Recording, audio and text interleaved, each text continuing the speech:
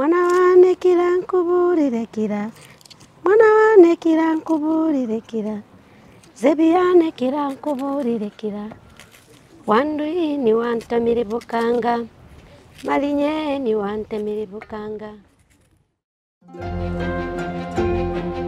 In Kiabakari village, Tanzania, life revolves around the land. As the sun rises, so does the community, ready to tend to their farms. For generations, ugali wa mtama na muhogo has been more than just sustenance. It's a meal steeped in cultural heritage, providing the energy they need to work on their fields and nourishing both body and soul. Napenda chakula muhogo, ugali wa muhogo mwekundu kwa sababu unanipa nguvu ya kufanya kazi.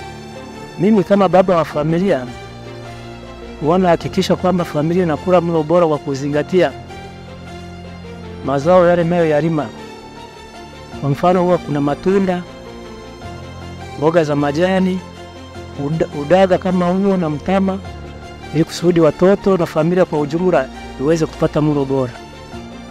Priscilla Mgendi, a lifelong resident of Kiabakari, has inherited not just the land, but a way of life that honors the earth.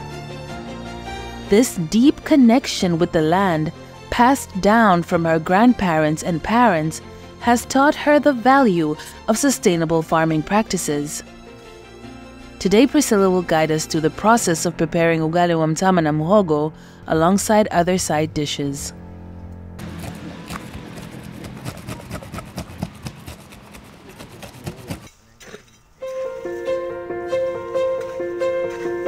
Priscilla and her husband start their day in the shamba, harvesting cassava and millet, the core ingredients for their beloved ugali wa mtama na muhogo. With strong hands and a shared purpose, they gather the crops nurtured by the rich soil of Mara. Back at home, the process continues as they peel and wash the cassava, preparing it for milling. Using a specialized machine, they grind the cassava into a fine flour. To ensure the cassava is safe for consumption, they pass it through another machine that removes any harmful toxins. Finally, the cassava flour is dried to extend its shelf life, ready to be used in various dishes, including ugali wa mtama na muhogo. In Kiabakari, the preparation of ugali wa mtama na muhogo is a cherished ritual. Priscilla skillfully combines the freshly milled cassava and millet flours, each reflecting the hard work of their shamba. As the mixture heats over the crackling fire on an eco-friendly jiko, fueled by firewood pruned from nearby trees, the air fills the earth aroma of cassava and millet, a scent that signals comfort and nourishment to all who gather around.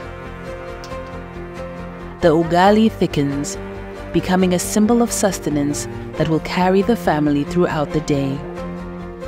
While ugali takes center stage, Priscilla complements it with a variety of rich, flavorful side dishes.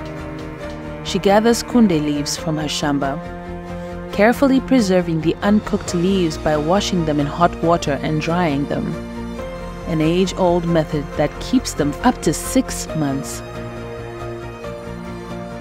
The sangara fish and beans are also prepared with care, using fresh ingredients from the local market and the eco-friendly jiko.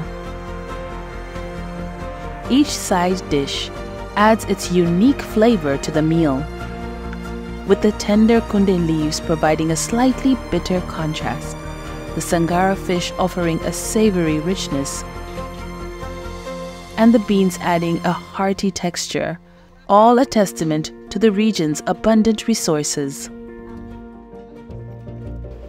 Vyakula vya jadi ama niseme vyakula vya asili vimelindwa na matumizi ya madawa na nyongeza ya kemikali zilizoruhusiwa kutumika katika vyakula. Vyakula vya kisasa vimepitia zaidi katika mchakato wa kuhifadhiwa na kuongezwa thamani ambayo inapelekea upotevu wa virutubisho, lakini pia